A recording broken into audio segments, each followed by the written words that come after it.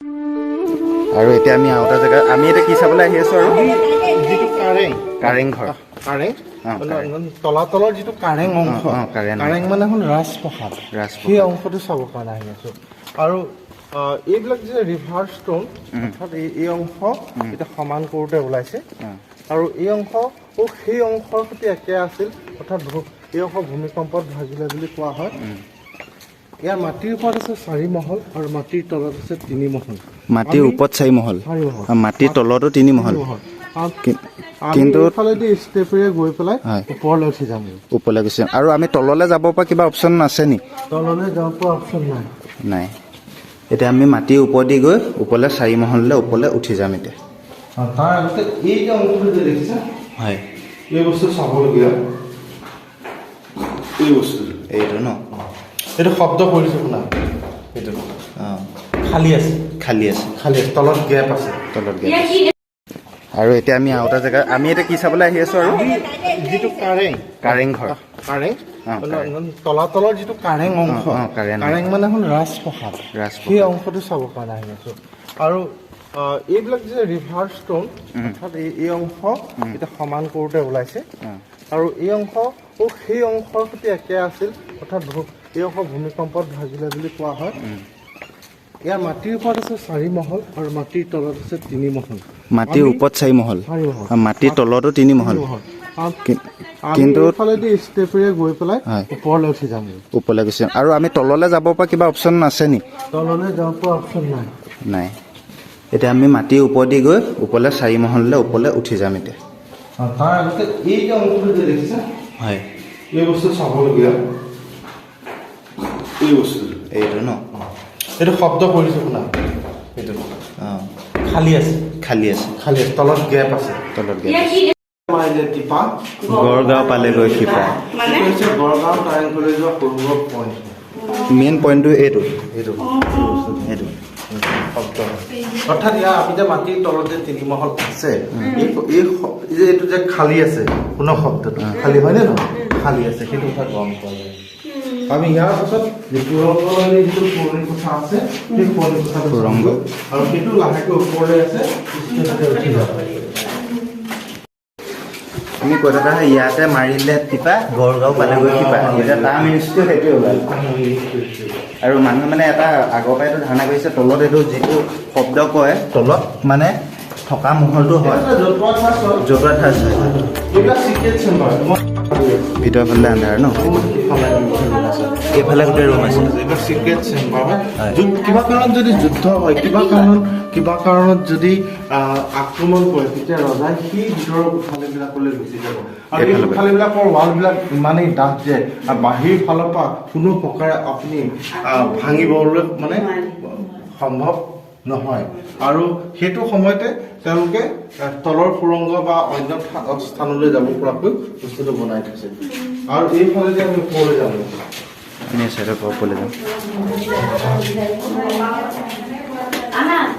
এতিয়া আমি তলাতল ঘৰৰ ওপৰলৈ আহি আছো আৰু এইবোৰ সম্পূৰ্ণ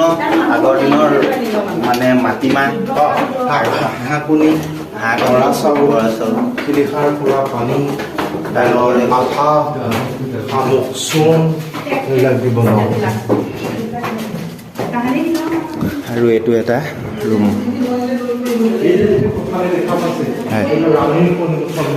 এইটো ৰাণীৰ শোৱনি কোঠা মানে বহুতে প্ৰশ্ন হয় এই অংশবিলাক কি হয় হয়নে নহয় এইবিলাকক দেৱকুষ্ঠ বুলি কোৱা হয় এইবিলাকত তেওঁলোকে মূৰ্তিবিলাক এনে খুৱাই ৰাখিছে যদি বহুতে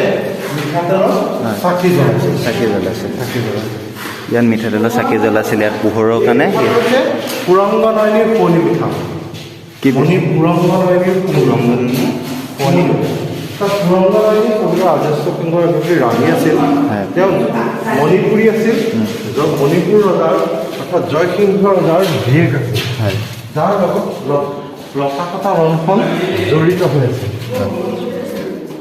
এইফালেদি ওপৰলৈ যাব পাৰে এইফালেদি ওপৰলৈ যাব পাৰে আৰু এইফালে এইটো এটা শোৱনি কোঠা কৰিডৰ টাইপ হয় আৰু এইফালে আছে ওপৰলৈ যাব পাৰে আমি এক পাক ওপৰ পৰা আহিলোঁ এইটো আমি ফাৰ্ষ্ট ফ্ল'ৰ আহিলোঁ, এতিয়া আমি আহিছোঁ ছেকেণ্ড ফ্ল'ৰ। আৰু আগৰ দিনতো কাৰেণ্ট চাৰেণ্ট নাছিলে, এতিয়া যিখিনি আমি ইয়াত সুৰংগতে খপকৈ দেখিছোঁ, তাত এনেকুৱা মানে চাকি বন্তি জ্বলাই মেলি পোহৰৰ ব্যৱস্থাটো কৰা হৈছে। এইটো সময়ত মিঠাতেলৰ চাকি বা অইলৰ চাকি এখন যদি দেখা পায়, হয়, এই শ্লাইডখনত দিছেনে এগৰাকী মহিলাৰ কথা ওলাই পৰে, হয়নে নহয়? হয়। এই মহিলা সেইটো সময়ত মহিলাসকলে কেনেদৰে খোপা বান্ধিছিল সেই কথাটো এই খোপাৰ এই পদ্ধতিটো চালে গম পোৱা হ'ব। এইটো চুলি খোপা, এইটো খোপা সেইখিনি। তাৰ উপৰি এইপিনে এটা পুৰণি সেই সময়ত কাপোৰ কেনেকৈ পিন্ধিছিল সেই কথাটো গম পোৱা যায়। আৰু সেই কাপোৰ পিন্ধাৰ এটা কাপোৰ পিন্ধাই মানে পুৰুষসকলে কেনেকুৱা বস্ত্ৰ পৰিধান কৰিছিল সেইটো কথা, এই ড্ৰেছ পাতি কেনেকুৱা আছিল এইটোৰ পৰা, এই পিকচাৰটোৰ পৰা এই গম পোৱা যায়। সাধাৰণতে কোনটো চাইডে টঙালিখন বন্ধা গৈছে আৰু চুৰিয়াৰ মেৰপাক কোনফালে দিয়া হৈছে, বস্ত্ৰ কাপোৰটো কেনেকে টনা হৈছে, এইটো স্পষ্টকে ধৰিব পৰা যায়। দ্বিতীয় কথাটো হৈছে এইখিনিতে দেখিছে, এইখিনি কি হয়? এইখিনি হৈছে শামুকৰ বাকলি আছে, মাটিমাহ, হাঁহ কণী, বৰা চাউল, শিলিখাৰ কোলা, পানী, বেলৰ আঠা আৰু শামুক চূণ এইবিলাক দি বনোৱা হৈছে। আৰু এই যিটো ব্ৰিক্স আছে, ৱাটাৰ প্ৰটেক্টেড ব্ৰিক্স হয়, ইয়াত এটা লেয়াৰ আছে। আৰু এই ঘৰটো যে দেখিছে ব্ৰহ্মমুখী থোৱা জেগা হয়। ইয়াৰ পাছত সেই সিফালে থকা যিটো মন্দিৰলৈ যাওঁ, মই ইয়াৰ পৰা দেখাই দিছোঁ। এতিয়া ইয়াৰ পৰা অংশ বিশেষ দেখাই দিছোঁ। সেই যে অংশটো যে দেখিছে, সেই ফালৰ যে অংশটো আছে সেইটো ন্যায় সোধা ফুকন চৰা বুলি কোৱা হয়। আৰু এই দীঘলে যিটো অংশ আছে, এইটো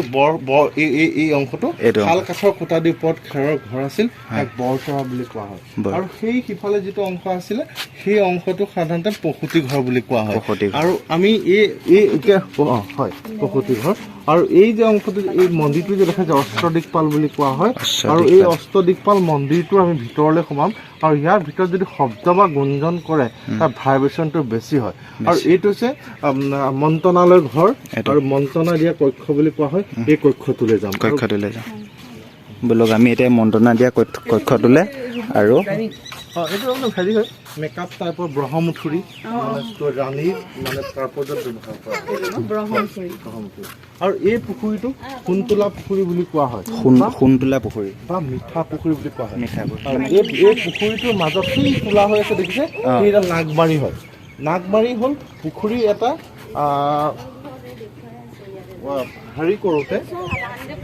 খানোতে নাগমাৰি ব্যৱহাৰ কৰে, আৰু তলৰ ফাললৈ পানী থাকে। আৰু এটা প্লেচত আমি এতিয়া ক'ত গৈ আছোঁ? আৰু মন্ত্ৰণালয়, য'ত নেকি মন্ত্ৰ উচ্চাৰণ মন্ত্ৰণালয় হৈছে কূটনীতিক এটা আলোচনা, যেনেকৈ ৰজাসকলৰ মাজত, বিষয়াসকলৰ মাজত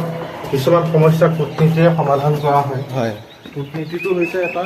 ৰাজনীতিৰ এটা পাৰ্ট হয়। অৰ্থাৎ সেই সময়ত ৰজাৰ যিবিলাক ডিচিশ্যন বা নীতি চলাইছিল বা চলাব, সমাজখনত কেনেকুৱা ধৰণৰ প্ৰভাৱ পৰিব বা কেনেকুৱা সমস্যা আহিলে কেনেকুৱা কথাৰে সমাধান কৰিব, সেই কথাখিনি এটা ঘৰ আছে যাক মন্ত্ৰণা ঘৰ বুলি কোৱা হয়। আৰু ইয়াত যে এয়া আছে, ইয়াত মানে বিশ্ৰাম কৰিছিলে? নহয়, এইবিলাক খুঁটা হয়। মন্দিৰক তিনিটা ভাগত, বহুকেইটা ভাগত বিভক্ত কৰা হৈছে। তাৰ এইটো হৈছে নাটঘৰ। ইয়াৰ খুঁটাবিলাক এনেকৈ দুচলীয়াকৈ আছে, এই অংশটো। এই নাটঘৰটোৰ ভিতৰৰ যিটো অংশ আছে ওম হাউচ। আৰু এই ওম হাউচটোৰ ভিতৰলৈ আমি গৈ থাকোঁ। নাটঘৰটোৰ কাষতে এইটো আছে এটা ওম হাউচ। এইটো হৈছে ওম হাউচ। শব্দ বা ধ্বনি কৰে, ভাইব্ৰেশ্যনটো বাঢ়ি যায়। আপুনি ইয়াত বায়ু, বৰুণ, ইন্ধন, অষ্টদিকপাল বুলি কোৱা হয়। যেনেকৈ আপুনি চাৰ্কুলটোৰ যে শব্দ ওম কৰি চাব পাৰে, মই আৰম্ভ কৰিছোঁ, আপুনি মোৰ লগত কৰিবা, তুমি কৰিবা। ঠিক আছে।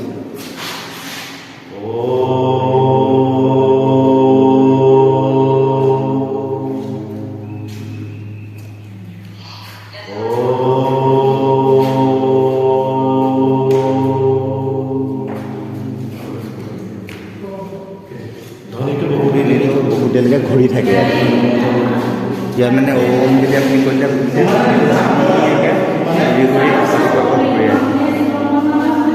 এইটো হৈছে ওম ধ্বনি আৰু আমি এতিয়া ধুনীয়াকৈ ওম ধ্বনিটো চাই আহিলোঁ এইটো হৈছে মন্ত্ৰণা কক্ষ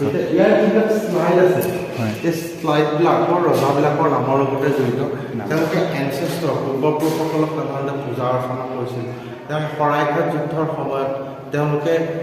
বিশেষ কমেণ্ট দিছিল যেনেকৈ চক্ৰৰচন্দ্ৰই কৈছিল মোৰ পূৰ্বপুৰুষে বৈশ্যতা স্বীকাৰ কৰা নাই মই কিয় বৈশ্যতা স্বীকাৰ কৰিম ঠিক তেনেকৈ এই অংশবিলাক যে দেখিছে এই ৰজাবিলাকৰ নামৰ লগত জড়িত সেই কথাখিনি মই কৈ দিছোঁ চুকাফা চুকেফা চুবিনফা চুৰখাংফা এইবিলাক ৰজাৰ নাম হয় চুকাফা চুকেফা চুবিনফা চুংখাংফা চুংখিয়াংফা চতুফা কালখন্তি সুদাংফা সুদাংফা সুফকফা সুচেনফা সুহনফা চুপিমফা চুহুংমৌ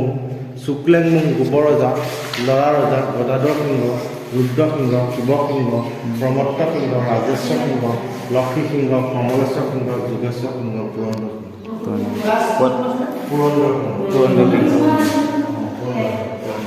এতিয়া কথাটো হ'ল কি স্বৰ্গদেউ ৰাজেশ্বৰ সিংহৰ এই ৰাজধানীটো বনোৱা হৈছিল 1751 to 69 17 বছৰ 7 মাহ 21 দিন ৰাজত্ব কৰিছিল আৰু সেই সময়তে তলাতল ঘৰটো নিৰ্মাণ কৰি লৈছিল এই ৰাজকাহিনীটো বনাওঁতে প্ৰায় 10 বছৰ সময় লাগিছিল আৰু যিজন ৰাজমিস্ত্ৰী আছিল ঘনশ্যাম খনিকৰ বুলি কোৱা হয় আৰু ঘনশ্যাম খনিকৰ মই আকৌ এবাৰ দোহাৰি দিছোঁ এই অংশটো মন্ত্ৰণা কক্ষ বুলি কোৱা হয় ইয়াতে মন্ত্ৰণা দিছিল ৰজাৰ যিখিনি কথা বা যিখিনি নীতি প্ৰজাসকলক এপ্লাই কৰাৰ আগতে বিষয়াসকলৰ লগত আলোচনা কৰি পেলাইহে এই কামখিনি কৰিছিল তাৰ উপৰিও এই শ্লাইডখিনিৰ কথাটো মই আকৌ দোহাৰি দিছোঁ এই শ্লাইডখিনি এনচেষ্টৰ ৱৰ্শ্বিপ কোড আছে ৰজাসকলৰ নামৰ লগত জড়িত হয় যেনে চুকাফা চুতেফা চুবিংফা চুংখাংফা চুংখ্যাংফা চতুফা কাউখাংফি সুদাংফা সুজাংফা সুফকফা সুচেনফা সুহনফা চুপিমফা চুহুংমৌ শুক্লেংমুং গোবৰজা লৰা গদাধৰ সিংহ ৰুদ্ৰসিংহ শিৱসিংহ প্ৰমত্ত সিংহ ৰাজেশ্বৰ সিংহ লক্ষী সিংহ কমলেশ্বৰ সিংহ যোগেশ্বৰ সিংহ পুৰন্দৰ সিংহ যিকেইজন চৰাইদেউ সাধাৰণতে ৰাজধানীখন পাতিছিল সেই কাউখাংফিকা 7জন ৰজাই চৰাইদেউৰ ৰাজধানীখন পতাৰ পাছত তেওঁলোকে গড়গাঁৱত ৰাজধানী সৌৰভত ৰাজধানী পাতে সৌৰভত পতাৰ পাছত গড়গাঁৱত পাতে গড়গাঁৱত পতাৰ পাছত তেওঁলোকে ৰাজধানী পাতে ৰংপুৰ আমি এতিয়া ক'ত আছোঁ ৰংপুৰ ৰাজধানীত আছে এইখন ৰংপুৰ ৰাজধানী 1696 এই ৰাজধানীখন পাতিছিল আৰু এই গোটেইখন এখন ৰাজধানী আৰু এই ৰাজধানীখন ৰুদ্ৰসিংহই প্ৰতিষ্ঠা কৰিছিল শিৱসাগৰৰ পুৰণি নাম হৈছে ৰংপুৰ শিৱসাগৰ পুৰণি নাম হৈছে ৰংপুৰ শিৱসাগৰ পুৰণি নাম হৈছে ৰংপুৰ ইমানখিনি কথা বুজাই দিলে আৰু ইমান বিশেষ কথা জানিলোঁ ইমান কথা বিশেষ জনা নাছিলোঁ কিন্তু অশেষ ধন্যবাদ থাকিল দাদালে এইখিনি কথা বুজাই দিয়াৰ বাবে আপোনালোকে আহিব ধুনীয়াকৈ এড্ৰেছটো আপোনাক কৈ দিয়ক মানে আপোনাক আহিলে ইয়াত সুধিলে পাব ইয়াত মই নাথাকিলে কোনোবা এজন বেলেগ এজনে আহিব আৰু ইয়াত মানে এটা কথা ভাল লাগিছে আপোনালোকে ইয়াৰ আগৰ ভিডিঅ'টো দেখিলে মানে শিৱসাগৰবাসী হিচাপে ক'বলৈ গ'লে শিৱসাগৰ মানুহবোৰ মানে বাকী আন্তৰিকতা আৰু মনৰ পৰা বহুতখিনি ভাল মানে কালি কিবা এটা ক্ষেত্ৰত আমি মানে ৰুম কিবা এটা বিচাৰি নাপাইছিলোঁ এজন মানুহে আমাক কিমান ধুনীয়াকৈ গৈ পেলাই ৰুমত গৈ দেখুৱাই লাগে কিবা এটা বস্তু কিনিবলৈ বিচাৰিছোঁ সেইটো দেখাই মানে বস্তু আমি চিনি পোৱা নাই দোকানখন ক'ত আছে সেই দোকানখনত গৈ নিজে খোজকাঢ়ি গৈ পেলাই এজন বয়সস্থ মানুহ আমাৰ দেউতাতকৈও অলপ বয়স হ'ব তেওঁ গৈ পেলাই তাত থৈ আহিছেগৈ আমাক আৰু আপুনিও আজি এটা কথা কৈ দিলে আমাৰ গোটেই তলাতল ঘৰৰ আপোনাৰ তন্নতন্নকৈ আপুনি বুজাই দিলে আপোনাক ধন্যবাদ থাকিল ইমানখিনি মৰম ভাল পোৱা বাবে আৰু বাৰু এতিয়া যি কি নহওক আপোনালোকক তলাতল ঘৰৰ কিছু পৰিৱেশ আপোনালোকক দেখুৱাবলৈ চেষ্টা কৰিলোঁ যিমানখিনি পাৰোঁ আৰু এইফালে দাদাই আপোনালোকক বুজাই দিলে আৰু মই ইমানখিনি কথা বুজি পোৱা নাছিলোঁ ইমানখিনি আছিলে যদি ভিডিঅ'টো চাই ভাল পালে লাইক কৰিব চেনেলটোলৈ যদি নতুনকৈ আছে প্লিজ চেনেলটো ছাবস্ক্ৰাইব কৰি দিব আজি তেতিয়া মই প্ৰকাশ কৰা আজি তলাতল ঘৰৰ পৰা বিদায় লৈছোঁ তাৰ বাই বাই দি দিয়ক ছাৰ আজি তলাতল